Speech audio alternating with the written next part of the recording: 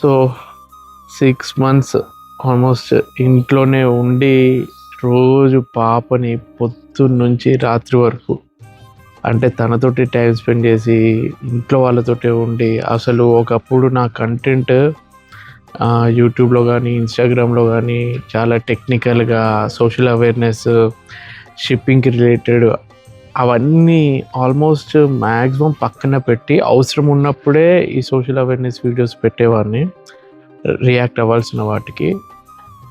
ఇంత మొత్తం ఇన్వాల్వ్మెంట్ మొత్తం ఫ్యామిలీ కంటెంట్ మీదనే అయిపోయింది. పాపతోటి స్పెండ్ చేయడము, అద్వితితోటి, ఇంట్లో వాళ్ళతోటి, మా మామయ్య అత్తయ్యతోటి, చైతన్య దివ్య, మా బంగారు కుటుంబం వీళ్ళందరితోటి స్పెండ్ చేసి అసలు నేను షిప్లో వర్క్ చేసే మెరైన్ ఇంజనీర్నైనా, చీఫ్ ఇంజనీర్నైనా, మళ్ళీ ఇప్పుడు షిప్ ఎక్కాలి అని అంటే కొత్తగా ఎక్కుతున్న ఫీలింగ్. అంటే మైండ్ మొత్తం ఇంకా ఇక్కడే ఉంది. ఇప్పుడు హైదరాబాద్లో వితిన్ 2 minutesలో బోర్డింగ్ స్టార్ట్ అవుతుంది. ఇక్కడ నుంచి దుబాయ్ నుంచి షార్జా, అక్కడ నుంచి ఆయిల్ ట్యాంకర్. నేను ముందు నుంచి ఆయిల్ ట్యాంకర్లోనే చేశాను. టెన్షన్ ఏంటంటే ఒక ఇంపార్టెంట్ లైఫ్లో ఒక బెస్ట్ మూమెంట్ని ఫస్ట్ టైం ఒకసారి మిస్ అయ్యాను. సెకండ్ టైం మిస్ అవ్వద్దు అని ఆ దేవుణ్ణి కోరుకుంటున్నాను.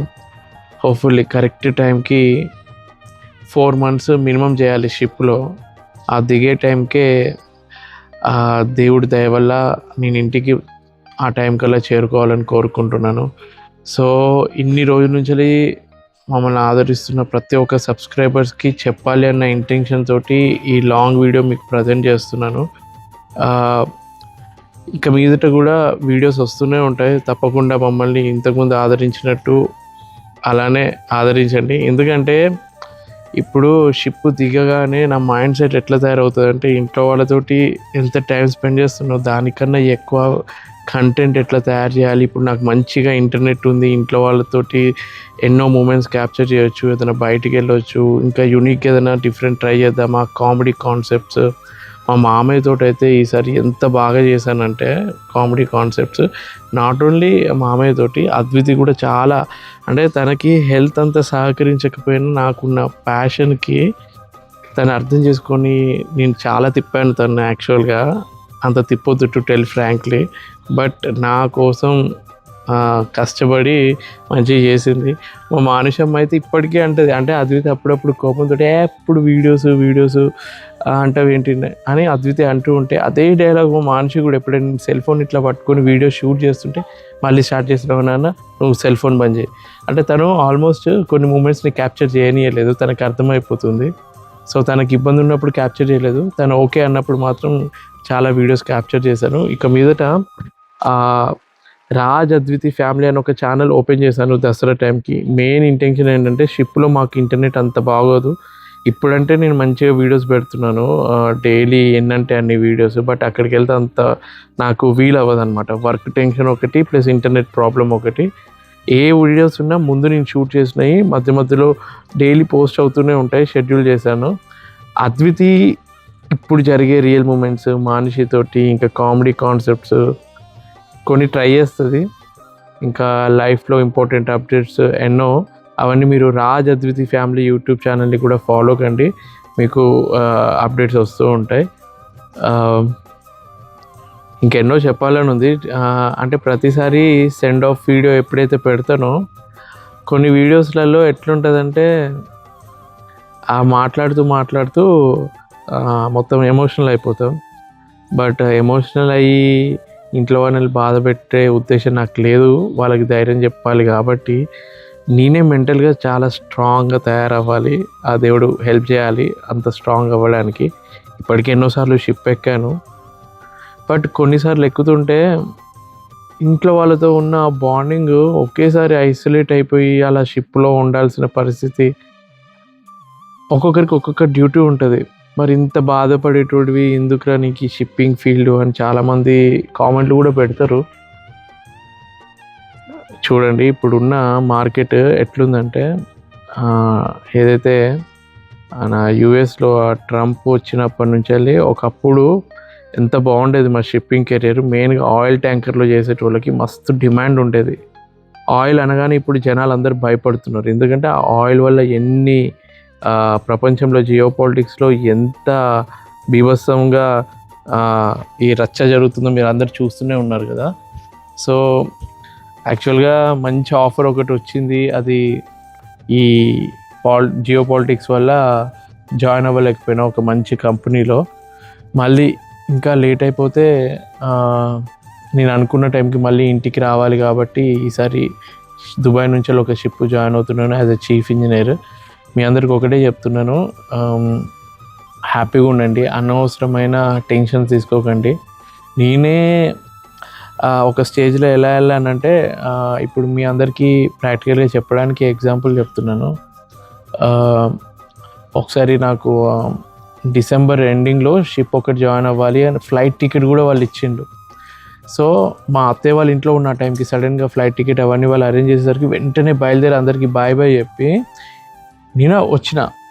ఓ మై గాడ్, నాకైతే తర్వాత వాళ్ళు క్యాన్సిల్ అయిపోయింది, అక్కడ వీసా ఇష్యూ ఏదో మీద అప్రూవ్ కాలేదు అన్నట్టు అనేసరికి ఫుల్ డిసప్పాయింట్ అయినా.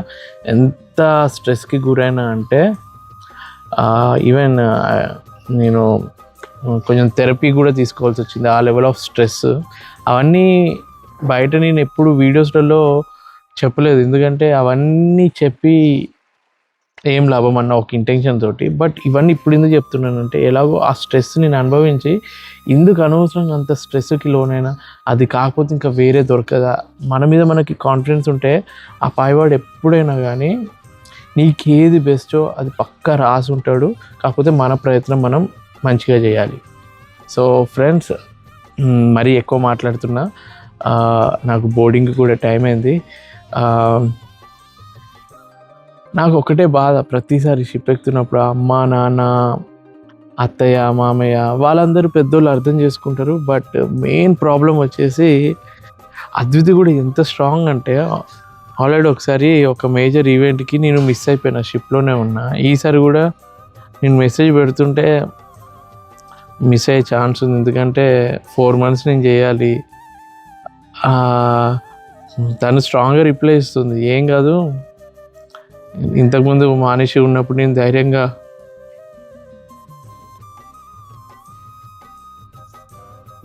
అన్నీ ఫేస్ చేస్తున్నా కదా, ఇప్పుడు ఏం ప్రాబ్లం ఉండదులే, నేను హ్యాండిల్ చేసుకుంటలే అని చెప్పి నాకు ధైర్యం చెప్తుంది. తన టెన్షన్ ఏంటంటే నేను షిప్ జాయిన్ అవుతున్నప్పుడు కొంచెం హ్యాపీగా ధైర్యంగా వెళ్ళాలి అని తన అట్లా అంటది. బట్ అనుకున్నా ఆ దేవుడు ఈసారి మాత్రం నాకు ఛాన్స్ ఇచ్చి కరెక్ట్ టైంకి నేను షిప్ దిగి మీ అందరితో ఆ మూమెంట్స్ తర్వాత షేర్ చేసుకుంటాను. కొన్ని సెంటిమెంట్స్ ఉంటాయి, అన్నీ బయటికి చెప్పకూడదు అని చెప్పి. నా అనుకున్న వాళ్ళందరికీ అర్థమయ్యే ఉంటుంది. బట్ ఒకటి, మా మానుషమ్మ పొద్దున్న లేచి నిన్న నేను బయట న్యూస్ పేపర్ చదువుకుంటుంటే లేచి, నాన్న రేపు షిప్ ఎక్కిపోతే మరి నాకు ఎవరు ఉంటారు, నేను ఎవరి మీద కాలేసి పడుకోవాలి, ఎవరిని హగ్ చేసుకొని పడుకోవాలి, ఎవరు నాకు స్నానం చేయిస్తారు, ఇట్లాంటివి అన్నీ అంటూ ఉంటే అద్వితి వచ్చి నాకు చెప్తుంది, ఇట్లా అంటుంది పాప అది ఇది అని చెప్పి. నేను మళ్ళీ అడిగితే మనిషిని, అవునా నన్ను వెళ్తే నాకు భయం అవుతుంది అది ఇది అంటుంది. ఇక ధైర్యం చెప్పి యాక్చువల్గా దాన్ని మెంటల్గా ఇంకా ప్రిపేర్ చేయలేదు. ఇప్పుడు 1 month అద్వితికి ఎంత ఒక్కటి హ్యాండిల్ చేయాలంటే ఎంత కష్టమో. నేనంటే షిప్లో నా వర్క్ కోసం నేను వెళ్తున్నా, కొందరు అంటారు మా ఫ్రెండ్ సర్కిల్లోనే, మీ వైఫ్ నిజంగా గ్రేట్ గ్రేట్ గ్రేట్ అని. ఎందుకంటే ఒక లేడీయే అర్థం చేసుకోగలదు, ఒక లేడీకి ఒక హస్బెండ్ కొన్ని మూమెంట్స్లో పక్కన ఉండాలని ఉంటుంది, అటువంటి మూమెంట్స్లో హస్బెండ్ లేకుండా తను మేనేజ్ చేస్తుంది ఇప్పుడు పాపని. ఇంకా పాప కూడా ఇప్పుడున్న క్రాంకీనెస్కి చాలా ఎనర్జీ అవసరము, బట్ ఫుల్ ఎనర్జీ తోటి ఫుల్ అల్లరి చేస్తూనే ఉంటుంది. హోప్ఫుల్లీ నేను ఇంకా ఫ్లైట్ ఎక్కే టైం అయింది, బోర్డింగ్ అవుతున్నాను. మీ అందరికీ వన్స్ అగైన్ చాలా థ్యాంక్స్. అందరూ హ్యాపీగా ఉండండి, రెగ్యులర్గా వీడియోస్ వస్తూ ఉంటాయి. Please like, share and subscribe to Raj Adviti family and మా మామ ఛానల్ గ్రీన్ టీ మామ, ఎందుకంటే తను కూడా వీడియోస్ చేసి మిమ్మల్ని నవ్విస్తారు. Okay, see you, bye.